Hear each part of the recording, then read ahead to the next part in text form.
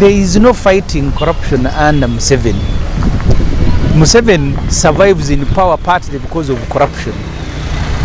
The only difference is that Museveni has made corruption official. If you remember the report into the ghost soldiers, Kazini said there was official corruption and unofficial corruption. Museveni does not have to go and steal money. He gives himself as much as he wants. That's why at his residence he has 622 billion shilling. The rest of government people, those who have no opportunity to give themselves money, are the ones who can be accused of corruption. I mean, look at Museveni's wife, the son, and everybody in his family.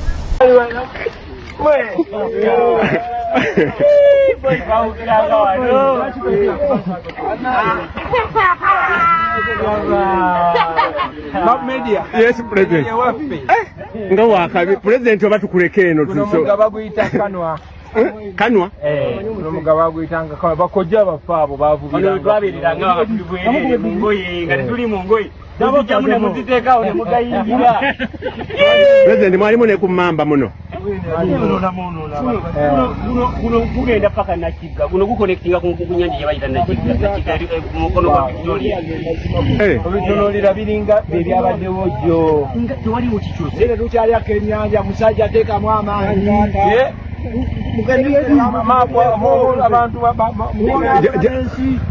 Obadde ogamba nti ki? President ateekemu amaanyi. Temukyalya ki? Tukyalya nakava ensi tulyanga abatali mu yaffe. Musajja vaayo mu kabo y'omulamu. Mulwane twalire wamu kugaba obusajja. Gendi kyaki. Oli wa kuno.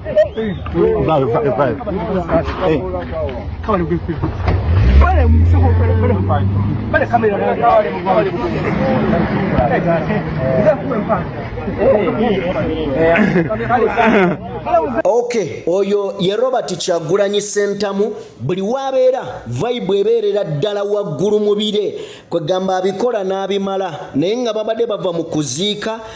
Ffenna tukimanyi nti mu byalo gye twakulira abatali nga bano abaakulira mu bibuga bali mu zi swimming pool twabeeranga n'obugga bwaffe mwe tuwugira. Kale nno ayiseewo okwejjukanya ne banywanyi be we baabeeranga naye nga yeye mbeera. Mu ngeri y'emu mbadde njagala kuwa katambi ffenna tukimanyi nti General Yoweri Kaguta Museveni yakwata mutabani we Muhoozi Kainerugaba n'amuteeka ku kifo ky'obwa CDF. Ekifo kino kyayogeza bangi obwama era ng'abamu bagamba nti yakwata omwana we n'amugya mu active politics. Abalala nga bagamba nti oba oliawo amutadde ku ekyo ekifo waliwo enteekateeka eza okwewamba nti mutabani wa muwambe bagende mu maaso n'okuba nga bakyusa obuyinza nga bagamba ono yawambye kitaawe. Mu ngeri y'emu n'ebigambo ebirala bingi. Niyo omubaka amanyiddwa nga Ibrahim Ssemujju Nganda ayina engeri gy'atunnyonnyola mu bigambo bino. Yagamba nti Gen. Museveni yakwata mutabani we n'amugya mu by'obufuzi lwa nsonga yakitegeera nti omwana tali sharp, nti omwana ono bino tabisobola. N'agamba waaye kamugjeyo muteeke wano nkuumire wano ekintu kyange. Era nga n'ebimu ku biruubirirwa kwali kukendeeza ebbugumo ly'abavubuka abali mu kibiina kya PLU ekya Muhoozi ekyo okubakakkanya amaanyi n'okubajjamu oba oliawo kivundiraawo.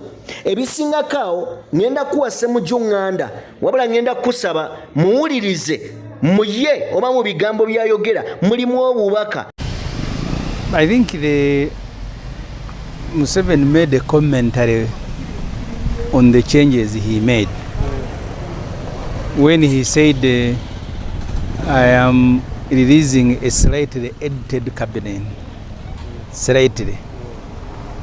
All that happened was very insignificant changes in the cabinet and changes that don't communicate a particular message.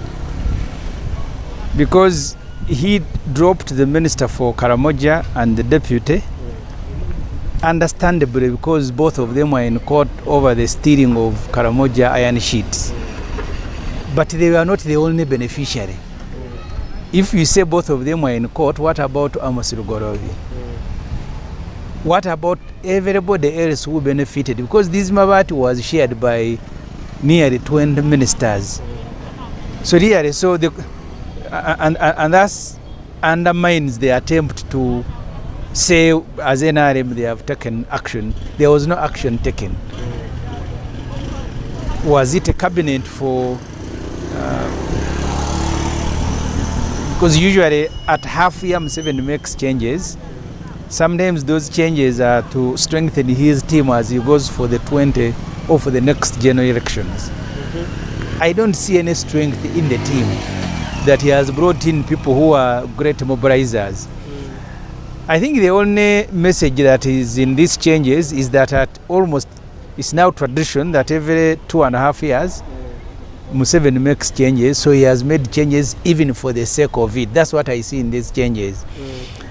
The only institution where there are some changes that are significant was in the military, where Mr. Museveni appointed his son, the CDF. But most significant for me is, again, you see, casually sometimes Museveni can send a message.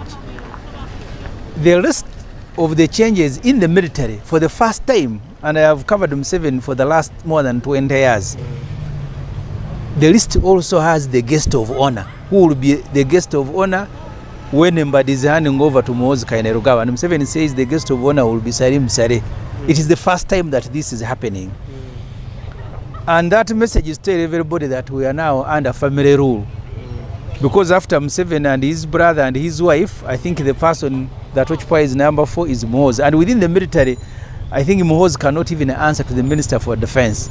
Because the simple function like a handover, Museveni should have allowed the Minister of Defense to preside over, at least to create an artificial impression that the Minister of Defense is in charge. Because the hierarchy of the defense, that the CDF is answerable to the Minister.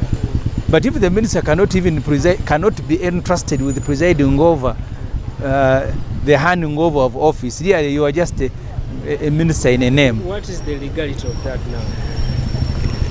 There is no legality in it. It is not illegal what he's doing. You cannot accuse him that he's doing something illegal, but he's doing something irregular. That you get someone outside the defense establishment with want to preside over defense functions when you have 3 ministers in defense. Because I think Muhoozi cannot, nobody in the government can preside over his function, because even his promotion, it is Salim Sare who came to preside over. And interestingly, because at that time, David Muhoozi, Wilson Mbadi was still the CDF. Sare didn't want to salute Mbadi, so he came dressed casually, as if he was going to milk cows. So the intention was that, no, if I go dressed in military uniform, I will salute Mbadi. So one way of avoiding that embarrassment, he came dressed in civilian clothes.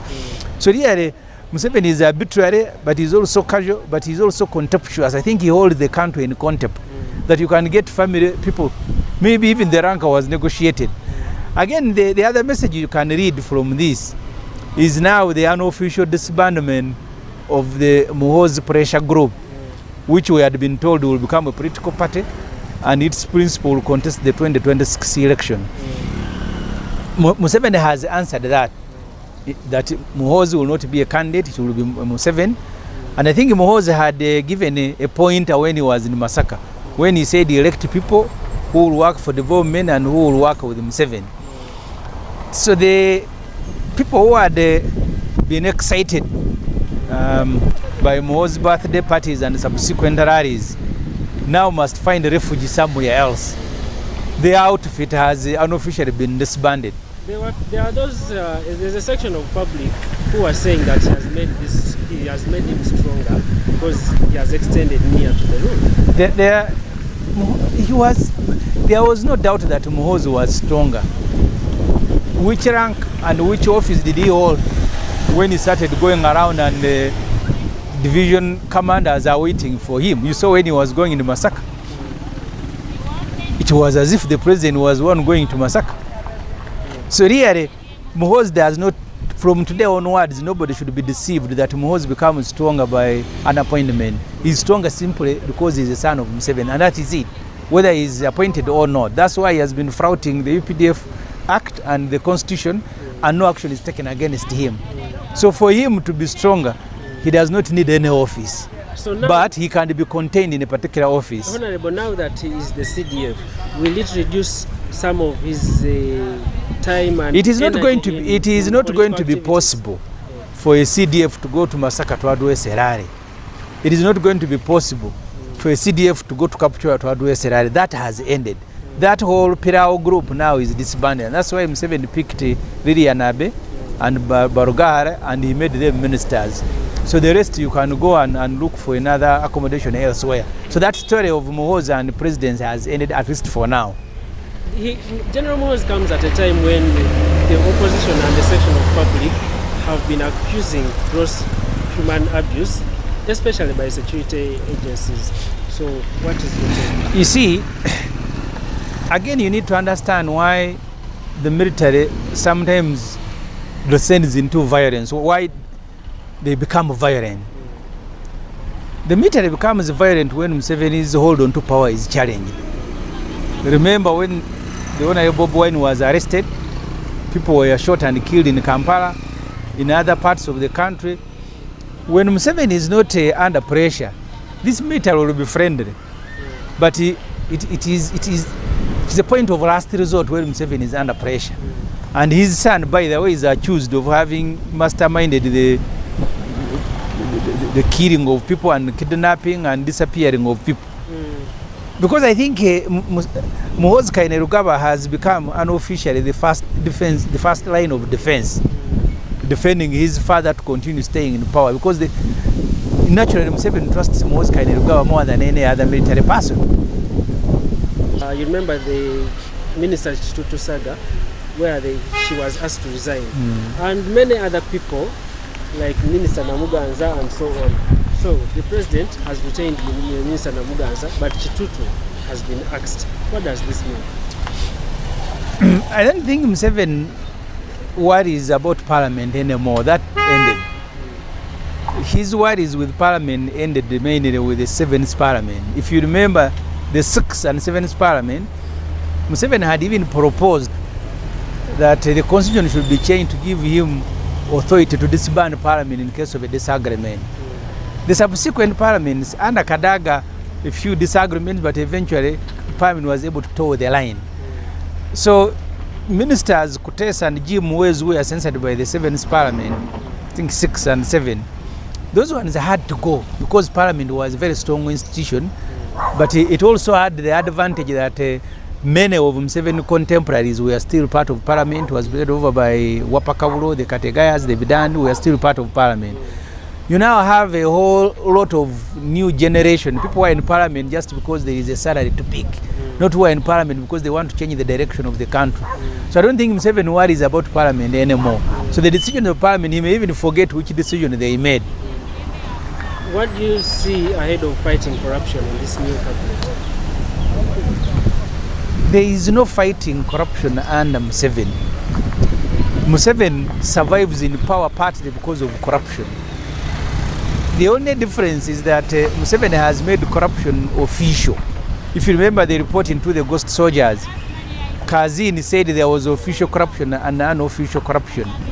Museveni does not have to go and steal money. He gives himself as much as he wants. That's why at his residence he has 622 billion shilling. The rest of government people, those who have no opportunity to give themselves money, are the ones who can be accused of corruption. I mean, look at Museveni's wife, the son, and everybody in his family. They all have a convoy from here to, from Koro, where we stand here, to Wandege. Isn't that corruption?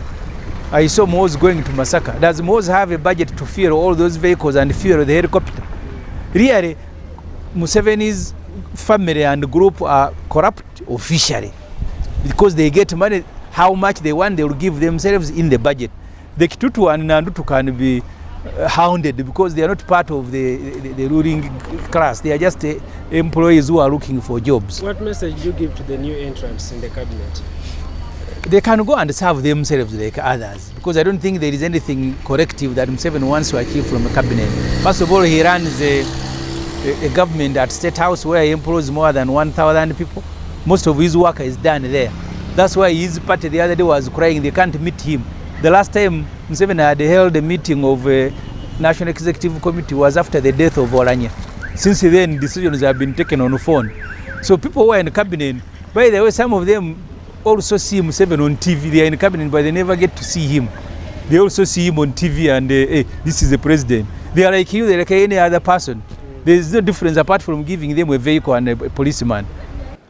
Enkyukakyuka ezaakoleddwa omwami Museveni ekiro ekikeesezza olwaleero zongera okulaga nti obuyinza bwa bannayuganda ayongera obbutwala n'obbutira ddala mu famire ye.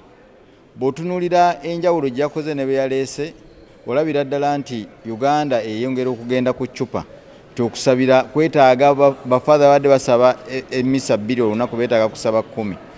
N'otunula ng'obuyinza bugenda ddala mu famire nga bwe kyeyolese nti maama Minister of Education omutabani yakulira Amazze kati efuuse family affair. N'otya ne quality y'abaminisita abayingiddemu olaba nga tewali njawulo nnyo okujjako okwongera eggwanga oditeeka mu ddubi eggwanga okwongera okunyikira bannayuganda tulina okwongera okwesabira ennyo embeera gye tulimu si nnungi. Akalungi akalimu nkugamba mannya kukyuka naye karakita n'ebikolwa bigenda kwongera obubi n'okusinga ababaddemu. Eggwanga toyinza kuŋŋamba nti baminisita bagenda oditereeza ng'okuva waggulu wafu. Tetulina ssuubi mu kabinenti eno. Essuubi lye tulina ng'obuyinza bukyuse naye nga tukyali mu mbeera bweti tewali. Anti mu babba amabaati Kitutu ne Nanduutu si bokka ababba, waliwo ababba bangi. Twandibadde basanyufu nnyo oba oli awo akatini nga bonna buli eyakwatibwako nga taliimu. Niyo olaba nti era mulimu ebyana n'abaana. Olowooza nti mwami Museveni alina ekirala ekyenjawulo n'ekirungi kyakyayagaliza eggwanga lino mbeewuunya bwewuunya. Era omuntu agamba nti kaakati ebitongole bigattibwa okusala ku nsaasaanya ogenda kulaba nga ate yeeyongedde obweyongezi nga n'obubbi bweyongedde. Osooka ne weebuuza ebitongole ebyo lwaki byakolebwa kubanga ministries zaali zinafuye ne babiteeka mu bitongole. Kati ate n'ebitongole nabyo ne biremwa ate era ne babizza mu gavumenti. Kaakati kitegeeza nti gavumenti ennyini ne ministry zaayo y'enfu byebifu. Bino byonna bye tulimu bwekwasa kugeza kuzanyira bwongo bwa bannayuganda naye ng'obubbi bugenda kweyongera n'okusinga bwe bubadde. Era bw'otunuulira abaganda baffe abaweereddwa obwa minisita abasinga obungi tekubanga babadde beekukuutiriza nnyo ku famire ya mwami Museveni ebbanga lyonna babadde batambula. Ng'ero balaba beekukuutiriza kuli kitegeeza engeri ekiri nti famire kugabana oli naye n'agamba nange empeera y'abanga abo babiri n'oli oteekeko ono n'oli tewali njawulo tewali. When you look at the reshuffle, there is no difference the cabinet we had. Actually showing that Mr. Museveni's family is taking over the country. You see, the president is Mr. Museveni. The minister for education is the first lady, the wife. The son now heads the army. That shows that our country is going into a bitter state. And I tell all the religious leaders to pray more. If we are having 2 prayers a day, let us have 10. Our country is going to a deep state. We don't know how we are going to get it from the mud it's sunk in. It's totally sad. The people of Uganda need it rise because our country is going when we are looking. Now, dropping some people that were involved in the Mabati saga is not a hope to us. Many people were involved, but we have seen very few that have been dropped. If they were doing it for the good of the nation, all people that were involved would have been dropped. But you see others have been maintained and maybe others have been promoted to other levels, which means we have children and we have others that are not children. No, I can't say this is involving the youth, but we are getting more people who are close to the first family. That's why I tell the country that this is a family share, where a person says also, give me those 2 as ministers. The first lady also says, give me those. The brother also says, give me those. So this is a family affair. I can't believe that we are getting new people in the cabinet working under a bad government. I'm indeed grateful that the president has made a reshuffle, a well-informed reshuffle, a reshuffle that will benefit the people of Uganda, and a reshuffle, of course, that will make sure that, of course, Uganda reaches the next level of development. The new entrants will bring knowledge that they have to NRM as a government, and of course, and make sure that, of course, we work together. We know them. We know Liliana Bear is a good person who can work within the circles of NRM. Balam is also a dedicated servant of NRM, and others also who have been brought on board, including General Mbadi, who will bring the knowledge that he has really harnessed from President Museveni, right from the initial stages that he worked with President Museveni as his bodyguard. These are knowledgeable people who will bring fresh knowledge to the political party. And for those who have been been relinquished, their services being relinquished to other levels, I wish them well. Of course, they have been given the positions of advising the president. I know they will advise the president well. The Sempijas, Ari and Tabazi, and the rest. Honorable Kwichin Freedom as well. These are good people who have worked for us, and we need to appreciate them. And this is the right time for us now to take credit as a PLU. PLU, we have now upgraded, and we are now in things. We are now an organization that has really benefited out of this reshuffle. Of course, we have Lilian Aber, we have Balam, we have Gen.Muhoozi, and we know our hopes are still there. Even if we don't contest, we don't have a presidential candidate this time as Gen.Muhoozi, but we know we will be having a president in the near future, and it is not far. We will be having Gen.Muhoozi as the president of this country in the near future. Of which, to me, the near future is very soon. We are very happy. You know, when a student is elevated to the next class, you know that there will be a good certificate that will come in. And Gen.Muhoozi will be having a certificate of a president of the Republic of Uganda. And I really thank the president for taking that informed decision. Let me tell you one thing. Gen.Muhoozi is a very humble servant of this country. He's somebody who doesn't quarrel. He's somebody who takes advice. He's somebody who is ready to serve our people. He's somebody who will make sure that security of our country, our borders, is well protected. He will combat the question of cattle rustling. He will make sure that security is well guaranteed in our country. And I don't doubt that he is the best person in that same position that he has been given. He will do the needful, of course. Where does this lead? The choices of the president for leaving out the ministers who were mentioned in the iron seat scandal for Karamaja. With that, I concur, I support him seriously. At this time, we need to be firm and fight corruption. Anybody mentioned in a corruption tendency, that person is not fit to serve in the government offices. With that, I support him. Looking at other ministers, especially those ones who cannot really perform, we have other ministers who are extremely old. For example, right now, Gen.Muhoozi, the president should have allowed him to rest. We have so many young people who can perform for this country. I don't know what the president was looking for. Was he looking for service delivery, or he was looking for maybe appeasing some people? I thought when you appointed a minister, you are to serve the nation. We need someone who is active, someone who can perform. But look at this current cabinet. There are others who are very old, others who are very sick, others who cannot even talk. And they are yet appointed as the second deputy prime minister. So I feel the president should have given those who are able, those who are capable. Looking at appointment in the UPDF, I am telling you, as a country, we need to be totally scared as per now. Looking at the president appointing his son to be the army commander, now we have a lot of doubt. And we are asking ourselves, what came into his mind to give that mandate to his son? Now, he is the commander-in-chief.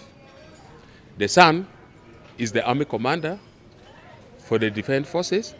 So now, it's as if the president is having some plan. I think he now plans to impose his son onto Ugandans by introducing him and allowing him to have control over the army, which is very dangerous for this country. Uganda is not a monarchy. Uganda is not like leading the traditional people, whereby you lead to your son, you lead to your father. That is out. So the president should remove away in his mind the idea of pushing his son onto Ugandans. So for me, I thought he would give that position to somebody else, not to his son. He is already the commander-in-chief. That is enough for that family. You know, all those ministers who were given the position of senior presidential advisors, to me, those ministers are now dropped automatically. We have ever had that position, so-called senior presidential advisor. They have no work. They are doing nothing. They have no work. They are just like in Kiwedde. So for me, that was the best idea of dropping them indirectly.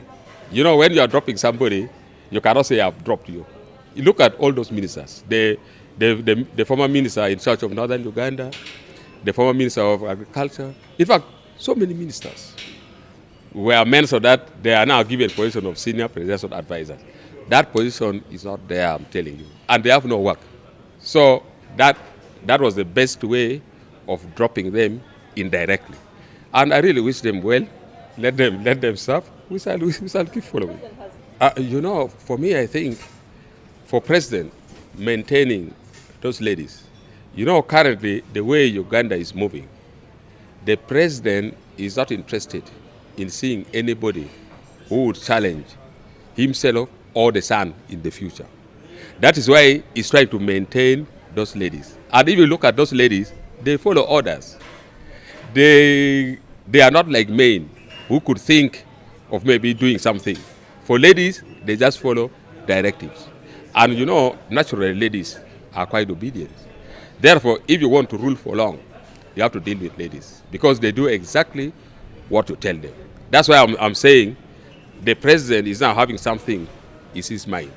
Look at those ones who would challenge him, who would challenge the son. You would now try to move them away.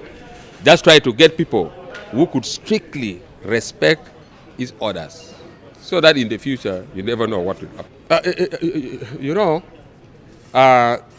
according to what we know in Parliament, there were some teams that informed us that they were carrying on the investigations. You know, those who do investigations, sometimes they mislead the president. To me, I think that maybe they misled the president, that Honorable Bobi may not be having serious problem as far as the scandal is concerned. That is what I think. But there was a team that were carrying on investigations, and they were giving reports to the president. The president last time told us clearly that he has set the team to find out exactly what happened on Karamoja scandal. So to me, I suspect that maybe Bobi found his way of bribing those people just to write good report about him to His Excellency. But those who couldn't do much, they were strangled, they were chased away, they were dumped. That's what I think. Generally, the way I look at the cabinet, there are other people who are quite active, and in the previous years, those ministers were very active. They were performing very well for the betterment of this country. And it is true there are other ministers who are non-performance at all. I wish the president would have changed those ministers who are non-performance. And if I were the president, he would have done the due diligence of screening those ministers case by case, one by one. He should have really found out exactly what happened to each and every ministry. But the way I look at it, he decided to maintain those ones on fear that when he drops someone, maybe the repercussion may be used onto him. Looking at those ones who are very old, those ones who are not performing, I think he was having in his mind that let me maintain them, just like that. All a few cases that he decided to change. For me, I have nothing much. I just want to thank the head of this country, President Yoweri Museveni, for the opportunity he gave me to serve at the highest level in government as a cabinet minister. I am very grateful and I thank him for that opportunity. While many people in the country saw nothing in me, President Yoweri Museveni saw something in me and appointed me to be one of the 100 most important or very important persons in this country. And I've done my best to serve this country. Despite the challenges that were there, I would have served even better. But because of the challenges that were there, I did a little, but at least I have left a mark where I was appointed. I want to thank him, and I want to thank God for that position. I also want to congratulate my colleagues who have remained in cabinet.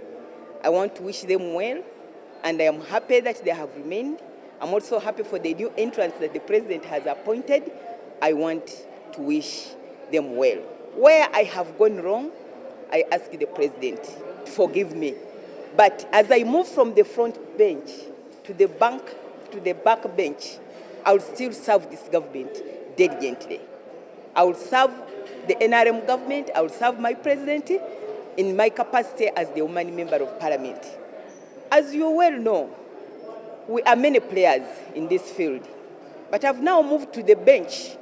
It doesn't mean that when you leave the field and you go to the bench, you don't remain one part of the team. I'm the part of the winning team, the NRM team, and I will cheer them from behind.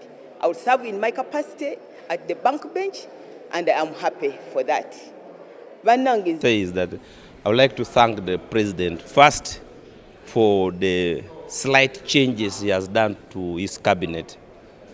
But as he rightly put it in the message, he says this is a slight amendment.